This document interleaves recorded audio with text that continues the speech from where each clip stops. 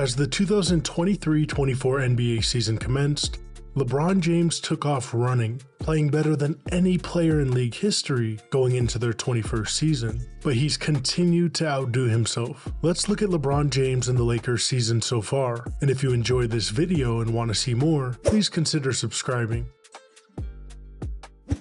LeBron James currently has an average of 25.2 points per game, surpassing the combined average of points for the 5 other players who participated in the 21st season.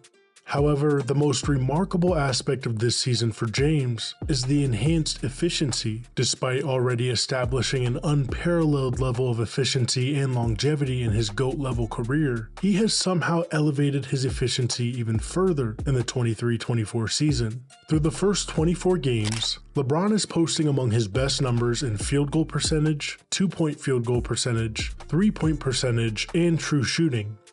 His level of efficiency compares best to his Miami Heat years, when LeBron was in his late 20s. Statistically, James is ranking near, if not at the top of his position. Compare him, for example, to Jason Tatum, who shares similar per-game numbers.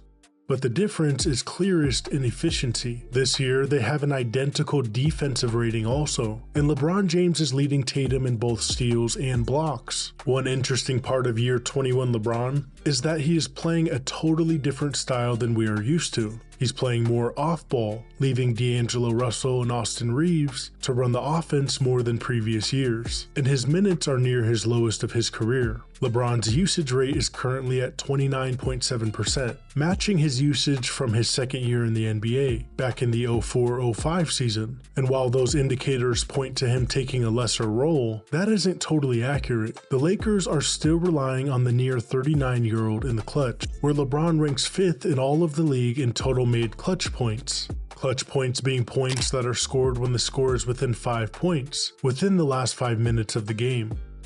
And to compare to the players leading in clutch points, LeBron James is shooting over 10% higher in field goal percentage in those moments. Recently, the extent of LeBron James' expanding aspirations were realized following his victory in the NBA's inaugural in-season tournament in Las Vegas. Approaching his 39th birthday and a quarter of the way into his 21st professional season, James has once again asserted himself as maybe a top 10 player. What he is doing at his age, in his 21st season, is simply unprecedented.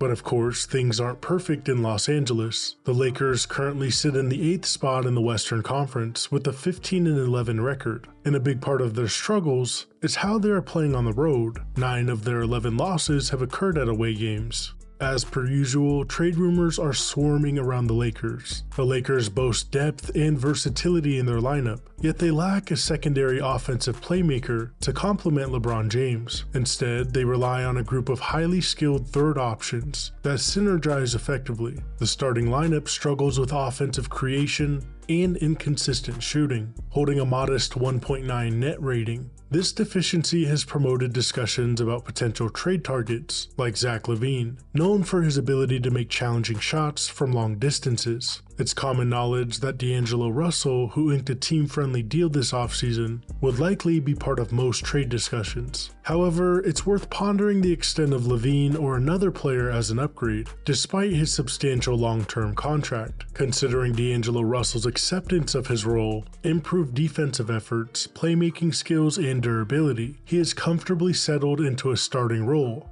compensating for defensive shortcomings through positioning, communication, and deflections. Even when Austin Reeves, an emerging closer, finishes the games over him, Russell remains positive and appears to have fully bought in. The question arises, could Zach LaVine, a more decorated star, be convinced to embrace a similar arrangement? LaVine hasn't experienced the opportunity to make such sacrifices on a competitive team, and a chance to play with contenders might unlock new dimensions, particularly in terms of defensive effort. However, starting LaVine over Russell would inevitably push James into the point guard role, increasing his daily playmaking responsibilities.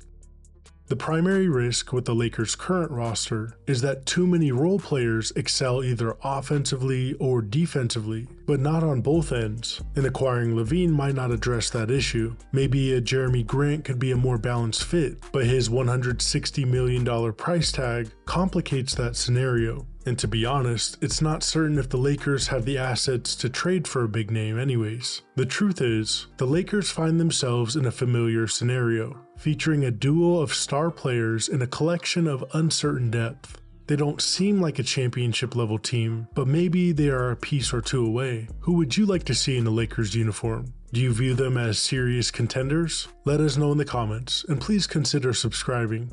Thanks for watching Basketball Pantheon.